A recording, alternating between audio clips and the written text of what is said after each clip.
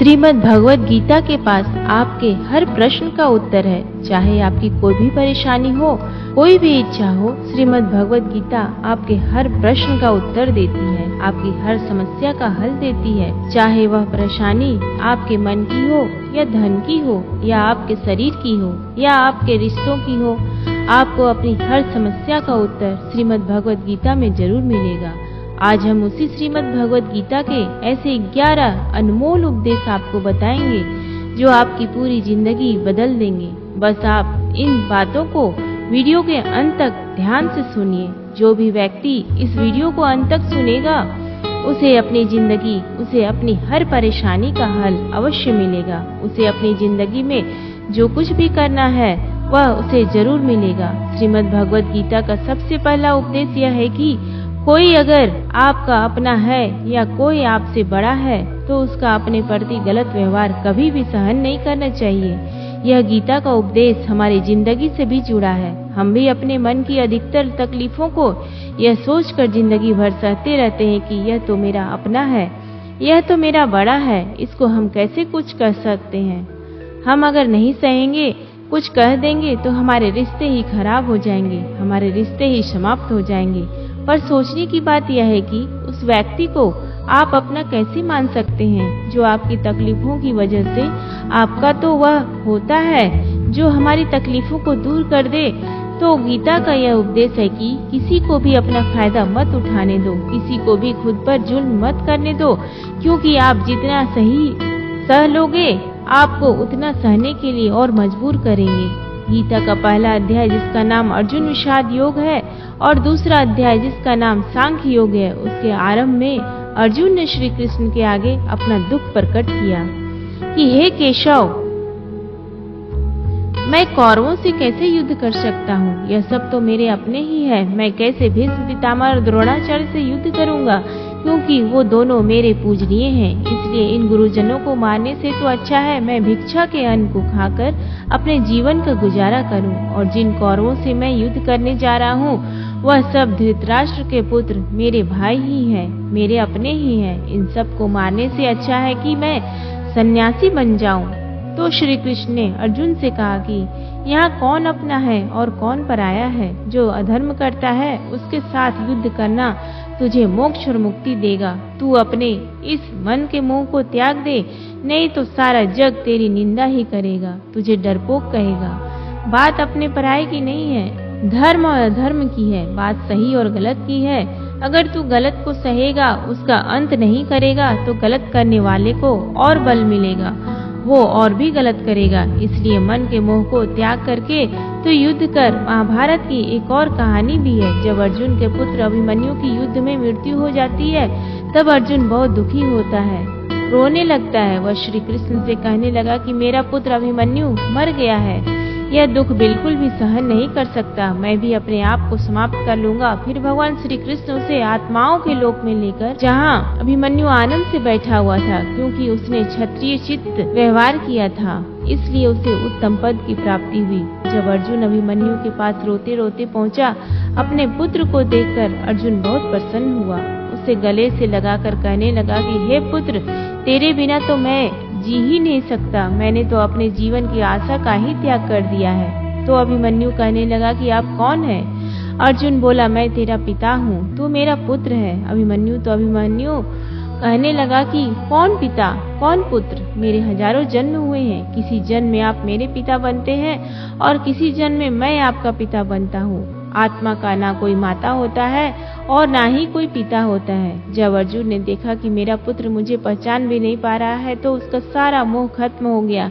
इसलिए गीता के उस उपदेश को ठीक से समझ लो कि यहाँ कोई अपना पराया नहीं है। जो बुरे वक्त में, तकलीफ के वक्त में हमारा साथ दे, सिर्फ वही हमारा अपना है, बाकी सब पराये हैं। गीता का दूसरा उपदेश यह है कि जो चला गया कभी उसका दुख मत करो, जो आने वाला है उसकी बिल्कुल भी चिंता मत करो। जब महाभारत का युद्ध चल रहा था, तब अर्जुन ने श्री कृष्ण से कहा कि अगर यह युद्ध हुआ तो करोड़ों लोग मारे जाएंगे। जो सैनिक और योद्धा इस युद्ध में मारे जाएंगे, उनकी स्त्रियों का क्या होगा? समाज कैसे आगे बढ़ेगा?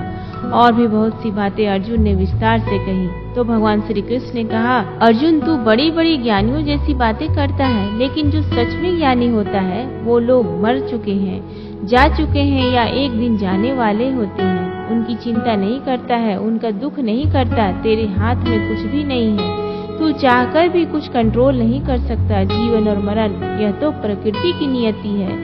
इसीलिए जो ज्ञानी होता है वह किसी के मरने पर भी रोता नहीं है। ज्ञानी जन ना ही बीते हुए कल का शोक करते हैं और ना ही आने वाले कल की चिंता करते हैं। इसलिए जो होने वाला है वह होकर ही रहता है और जो नहीं होने वाला है वह कभी नहीं होगा। ऐसा निश्चय जिसको समझ में आ जाता है, जिसकी बुद्धि में आ जाता है, उसे कभी कोई चिंता नहीं सताती, कोई दुख नहीं सताता। हमारे सारे दुखों का कारण ही यही है, या तो हम जो वक्त गुजर चुका है उसे सोच सोच कर परेशान होते रहते हैं, यहाँ भविष्य की चिंता कर करके खुद को बीमार कर लेते हैं, नष्ट कर देते हैं। गीता का ज्ञान हमें यही सिखाता है कि ना तो हम बीता हुआ कल बदल सकते हैं और ना ही आने वाले कल पर कंट्रोल कर सकते हैं। हमारे हाथ में सिर्फ वर्तमान है, सिर्फ आज का ही पल है। हमारा शरीर पर तनाव और चिंताएं भूतकाल और भविष्य काल के बारे में सोचते रहने से होता है। हमेशा उसी में ही जीते रहते हैं, मगर वर्तमान में कभी नहीं जीते। इस पल को कभी नहीं जीते। जब आप वर्तमान का पूरा आनंद लेना सीख जाओगे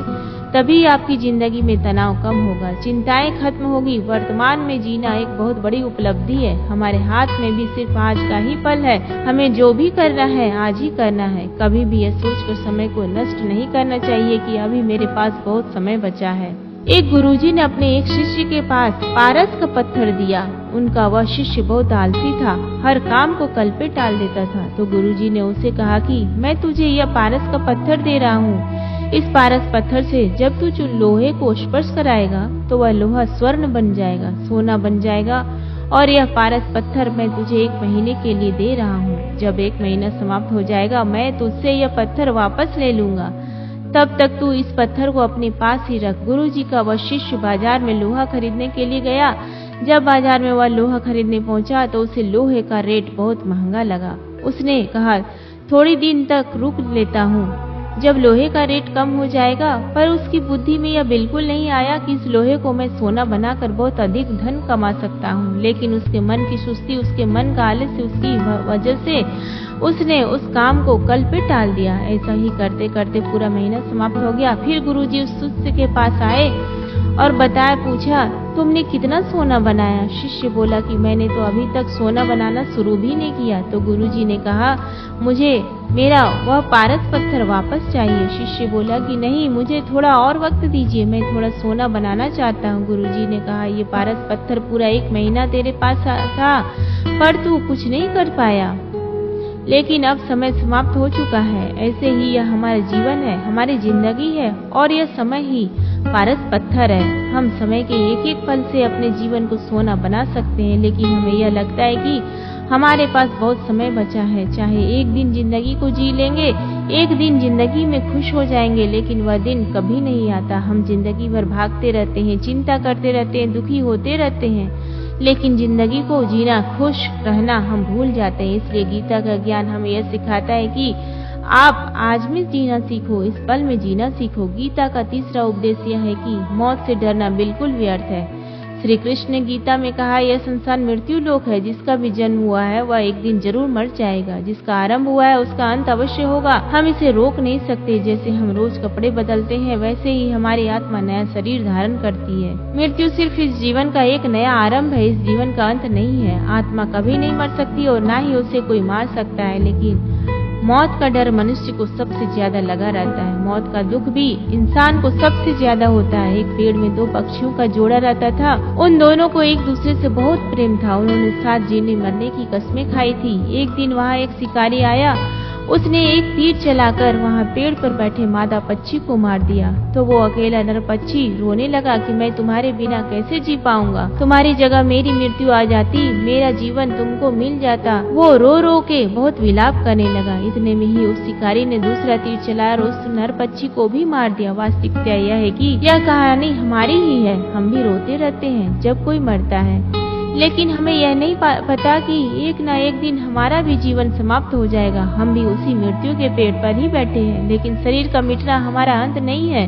श्री कृष्ण ने अर्जुन से कहा कि हे अर्जुन, तेरे और मेरे अनंत जन्म हुए हैं, तुझे कुछ भी याद नहीं है, लेकिन मुझे सब कुछ याद है। जो व्यक्ति इस सत्य को समझ ले कि यहाँ इस संसार में कुछ समय के लिए आया हूँ, उसकी जिंदगी के सारे झगड़े, सारे दुख, सारी चिंताएं ही समाप्त हो जाएंगी। जब इस संसार से जाना ही है तो दुख किस बात का। पहले के जमाने में साधु महात्मा लोग पैदल यात्रा करते थे। यात्रा करते करते वह एक नगर में पहुंचे। वह महात्मा बहुत थक चुके थे। उस नगर में उन्होंने एक महल देखा और उन्होंने उस महल में जाकर विश्राम करने का सोचा और वह महल में जाकर सो गए।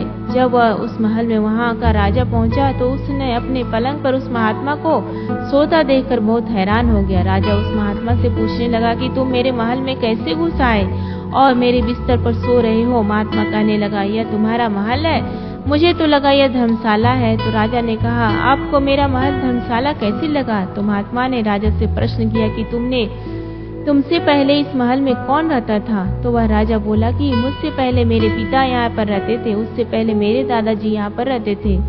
महात्मा ने फिर प्रश्न किया कि क्या तुम इस महल में हमेशा रहोगे या तुम्हारे बाद कोई और रहेगा? तो राजा कहने लगा कि मेरे बाद मेरा पुत्र इस महल में रहेगा। तो महात्मा राजा से कहने लगे कि जिस तरह जगह पर रहने वाले बार बार बदल जाते हो, उसे घर कैसे कह सकते हैं? वह तो धर्मशाला ही है। इसलिए तेरे महल को धर्मशाला समझकर मैं इसमें रात बिताने के लिए आ गया। धर्मशाला जान, जग को जीव सब मेहमान है, मोह किससे मत करो, सब स्वप्न का समान है। यदि हम भी इस बात को समझ लें कि हम यहाँ कुछ समय के लिए आए हैं, आनंद करने के लिए आए हैं, कुछ रहने के लिए आए हैं, तो हमारे सारे दुख ही समाप्त हो जाएंगे। जब हम अपना मोह यहाँ जमा कर लेते हैं, अपना दावा यहाँ जमा लेते हैं कि यह मेरा है, इसे मैं छोड़ नहीं सकता, इसके बिना मैं जी नहीं सकता, तो हमारे जीवन दुखों से भर जाता है। इसलिए जीवन में मृत्यु का भय त्याग करके जीवन का प्रतिपल आनंद लेना चाहिए। गीता का चौथा उपदेश, मन और विचारों को कंट्रोल किए बिना जीवन में कभी शांति और सुकून मिलने वाला ही नहीं है। अर्जुन ने श्री कृष्ण से कहा कि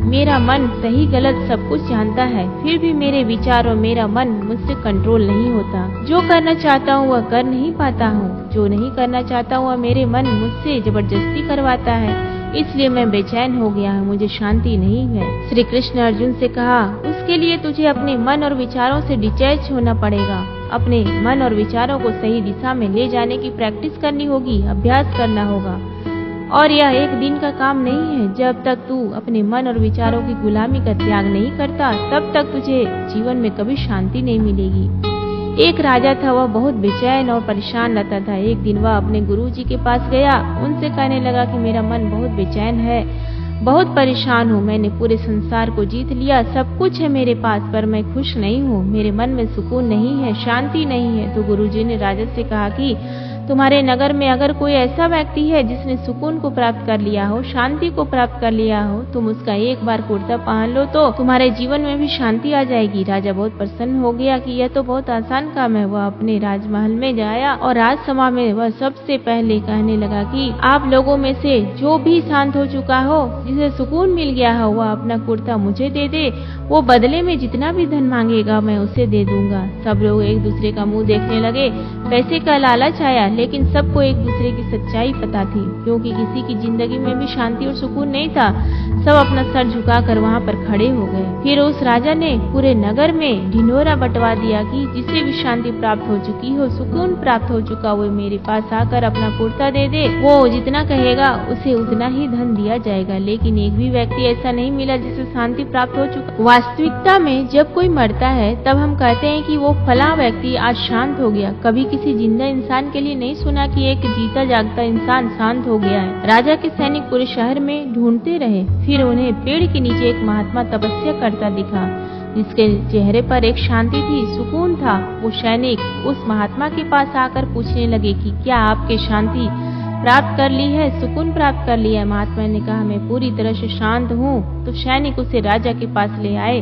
राजा ने उस महात्मा से प्रश्न किया कि क्या आपको शांति और सुकून प्राप्त हो चुके हैं? वह महात्मा कहने लगे, महाराज मैं पूरी तरह से शांत हूँ, मुझे कोई चिंता नहीं, मुझे किसी चीज की लालच नहीं, मुझे कोई इच्छा नहीं है। तो राजा भी बहुत प्रसन्न हो गए कि आखिर वह व्यक्ति मिल ही गया जिसे शांति की प्राप्ति हो चुकी है, इसे सुकून प्राप्त हो चुका है। तो राजा उस महात्मा से कहने लगे कि हे महात्मा, आप कृपया करके अपना कुर्ता मुझे दे दीजिए, बदले में आप जो मांगोगे मैं आपको दूंगा। वह महात्मा कहने लगा कि हे महाराज, सुकून और शांति तो मुझे मिल चुके हैं, लेकिन क्या करूं, मेरे पास कुर्ता ही नहीं है पहनने के लिए जो मैं आपको दे सकूं। जब राजा ने उस महात्मा की बात सुनी, इस महात्मा के पास कुर्ता भी नहीं है पहनने के लिए, उसके बाद भी ये महात्मा एकदम शांत है, इसके जीवन में सुकून है। मैं सारी जिंदगी धन को जोड़ने में लगा रहा, दुनिया जीतने में लगा रहा, लेकिन मुझे शांति नहीं मिली, सुकून नहीं मिला, क्योंकि शांति और सुकून बाहर की चीज नहीं है, अपने भीतर की चीज है। इसलिए जब तक कोई व्यक्ति अपने मन और विचारों को कंट्रोल नहीं करता,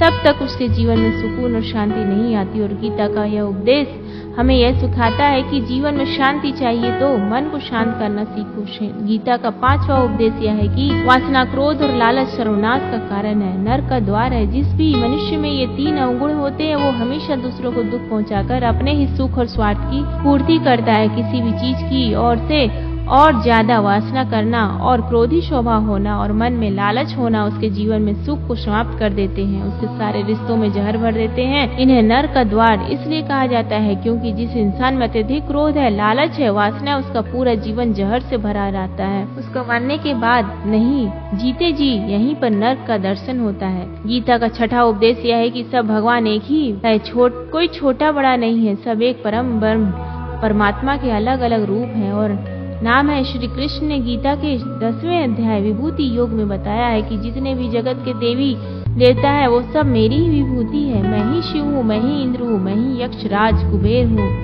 मैं ही अग्निदेव हूँ, देवताओं के गुरु बृहस्पति भी मैं ही हूँ, समुद्र भी मैं ही हूँ, अक्षरों में ओम भी मैं हूँ, काल का महाकाल भी मैं ही हूँ, सारे जगत का नाश, उत्पत्ति और पालन करने वाला भी मैं ही हूँ। श्री कृष्ण ने अर्जुन से कहा कि मेरी विभूतियों का कोई अंत नहीं है, इसलिए सब भगवान, सब नाम, सब देवता मेरे ही रूप हैं। इसलिए तो किसी भी देव या ईश्वर में कभी भेद बुद्धि मत करना चाहिए, किसी को छोटा बड़ा मत समझना चाहिए। और गीता का उपदेश हमें यह सिखाता है कि कभी भी किसी दूसरे के इष्ट को छोटा नहीं समझना चाहिए या इस बात पर झगड़े फसाद नहीं करने चाहिए कि कौन बड़ा है और कौन छोटा है। गीता का 7वां उपदेश यह है कि सुख की इच्छा ही आखिर में हमारे दुखों का कारण बनता है। श्री कृष्ण ने अर्जुन से कहा कि मनुष्य जितना सुखों की लालसा और इच्छा करता है, उतना ही उसकी इंद्रियां सुख भोग में आसक्त हो जाती, उतना ही इंसान का मन संसार के सुख और आकर्षण का गुलाम बन जाता है। जितना सुख के पीछे भागोगा, उतना ही उसे दुख के अनुभव से भी गुजरना पड़ेगा, क्योंकि यह संसार का नियम है कि जो चीजें शुरू में मन को बहुत आकर्षित करता है, बाद में बहुत दुखी देता है, और जो चीजें शुरू में मुश्किल लगती है, कठिन लगती है, बाद में हमें बहुत काम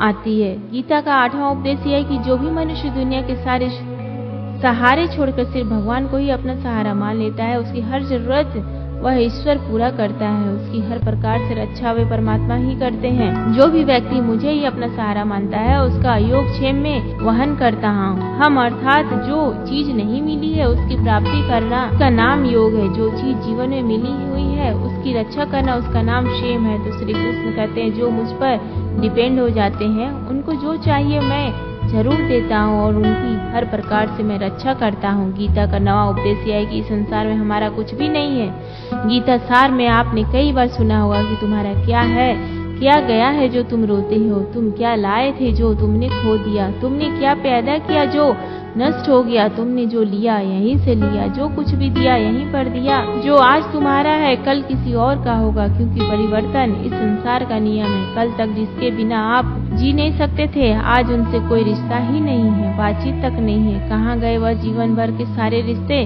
वो सारे मित्र जो साथ जीने मरने की बातें करते थे, आज पता भी नहीं कि वह लोग कहाँ चले गए। यह संसार परिवर्तनशील है, सब लोग यहाँ बदल जाते हैं, हर रिश्ता बदल जाता है, और तो और यह हमारा शरीर भी हर दिन बदल रहा है। बचपन से जवानी, जवानी से बुढ़ापा, और एक दिन यह शरीर हमारा साथ छोड़ देता है। तो किसके लिए रोना और किसकी चिंता करना। हम सारी जिंदगी चीजों को, रिश्तों को, जिंदगी को बनाने में, सजाने में, संवारने में लगे रहते हैं, लेकिन एक दिन सब कुछ बिखर जाता है। सारी जिंदगी जिस संपत्ति, जिन रिश्तों के लिए हम लड़ते रहते हैं, एक दिन सब कुछ छोड़ करके हमें इस दुनिया से जाना पड़ता है। गीता का 10वां उपदेश हमें यह सिखाता है कि किसी से भी हद से ज्यादा मोह कभी मत करना। श्री कृष्ण ने गीता का पूरा ज्ञान ही अर्जुन के मोह को नष्ट करने के लिए कहा है। यह मोह ही है जो इंसान को सबसे ज्यादा रुलाता है।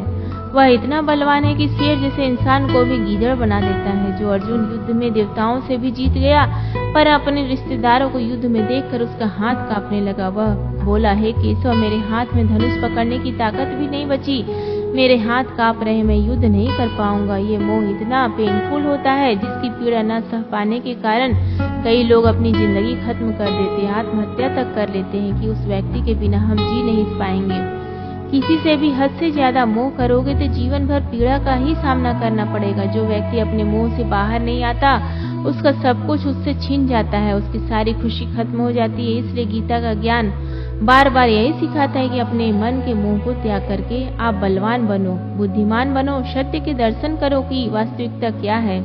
क्योंकि हमारा मोह हमें हमेशा झूठ ही दिखाता है, झूठ पर ही विश्वास दिलाता है और दिल में झूठी उम्मीदें जगाता है, और यही हमारे दुखों का कारण है। हम ही मोह कर लेते हैं, हम ही लोगों से उम्मीदें लगा बैठते हैं, पर वास्तविकता बिल्कुल अलग होती है। लोग वैसे नहीं होते जैसे हम मान लेते हैं, जैसा हम समझ लेते हैं, क्योंकि मोह के कारण हमें सच्चाई दिख नहीं पाती, लोगों का असली चेहरा नहीं दिख पाता। इसलिए गीता का उपदेश हमें यह सिखाता है कि जीवन में अगर आनंद और प्रसन्नता से रहना है तो किसी से भी हद से ज्यादा मोह कभी मत करना। गीता का 11वां उपदेश यह है कि इस दुनिया में अगर आए हो तो दुख तो मिलेगा ही मिलेगा, दुख से कभी घबराना मत, दुख से कभी डरना मत। श्री कृष्ण ने गीता में कहा है कि यह संसार दुखाल अशाश्वता है, अर्थात यह संसार दुखों का घर है, जिसे औषधालय में औषधि मिलता है, पुस्तकालय में पुस्तकें मिलती है, चिकित्सालय में चिकित्सा होती है, वैसे इस संसार को भी श्री कृष्ण ने एक नाम दिया है, दुखालय, जहाँ पर दुख मिलता है। जो दुख तो यहाँ पर हर किसी के जीवन में आता है, लेकिन अगर दुख आया है तो सुख भी आएगा। इसलिए दुख से कभी डरना नहीं चाहिए, क्योंकि यह संसार दुखालय भी है और आशावत भी है। आशास्वत का मतलब यही होता है कि यहाँ परमानेंट कुछ भी नहीं है, यहाँ सब कुछ बदल जाता है, कुछ दुख सुख में बदल जाता है और सुख दुख में बदल जाता है, सम्मान अपमान में, अपमान सम्मान में बदल जाता है, खुशी दर्द में और दर्द खुशी में कभी भी बदल जाती है, जीत हार में, हार जीत में। यहाँ कभी भी कुछ भी बदल सकता है, कुछ भी परमानेंट नहीं है, ना ही हम परमानेंट है, ना ही हमसे जुड़ी कोई चीज यहाँ पर परमानेंट है, क्योंकि यह संसार आशास्वत है, शाश्वत नहीं है, अशाश्वत है, शाश्वत नहीं है। यहाँ सब कुछ बदलने वाला है, यहाँ कुछ भी परमानेंट नहीं रहेगा, तो आपका दुख भी परमानेंट नहीं रहेगा। इसलिए दुख से कभी भी डरना नहीं चाहिए। गीता का यह उपदेश हजारों साल पुराना है, लेकिन आज भी नए से नया है। पूरे विश्व में गीता को सबसे ज्यादा पढ़ा गया और सबसे कम समझा गया। श्रीमद् भागवत गीता का यह उपदेश अगर कोई व्यक्ति ठीक से समझ ले और उसे अपनी जिंदगी में उतार ले तो यह पक्की बात है, वो अपनी जिंदगी में जो चाहे वह हासिल कर सकता है। अपने जीवन की हर समस्या का वह एक पल में बाहर आ सकता है। श्रीमद् भागवत गीता के इस दिव्य उपदेश को हमें बार बार सुनना चाहिए, हर रोज सुनना चाहिए। जब भी जीवन में कोई चिंता या परेशानी आए तो एक बार इस उपदेश को जरूर सुन लेना और मन में यह विश्वास रखना कि गीता का यह उपदेश आपकी जिंदगी की हर परेशानी में आपको राह अवश्य दिखाएगा।